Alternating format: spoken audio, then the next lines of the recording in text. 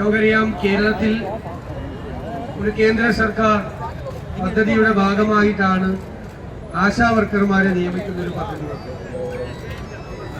അത് വർഷങ്ങൾക്ക് മുൻപ് ഈ പദ്ധതി ആരംഭിക്കുമ്പോൾ 1-2 മണിക്കൂർ മാത്രം ജോലി ചെയ്യുന്ന ഒരു സംഭവമായിട്ടാണ് ഇത് ആരംഭിക്കുന്നത്.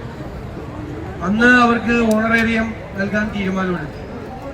ഇന്ന് നമുക്കറിയാം, ഇന്ന് 1-2 മണിക്കൂർ ചെയ്യുന്നൊരു ജോലിയല്ല, ദിവസത്തിൽ 12-14 മണിക്കൂർ ജോലിയുള്ള, വീട്ടിൽ ചെന്നാലും ജോലി തീരാത്ത, നിരന്തരമായി ഒരുപാട് കാര്യങ്ങൾ പുതിയതായി ഭാരമേൽപ്പിക്കുന്ന, വിശ്രമമില്ലാതെ ഒരു ഞായറാഴ്ച പോലും ഓഫ് എടുക്കാൻ കഴിയാതെ നിരന്തരമായ ജോലിയുള്ള ഒന്നായി ആശാവർക്കർമാരുടെ തൊഴിൽ മാറിയിരിക്കുകയാണ്. കഠിനമായ അധ്വാനം, അമിതമായ അധ്വാനമാണ്.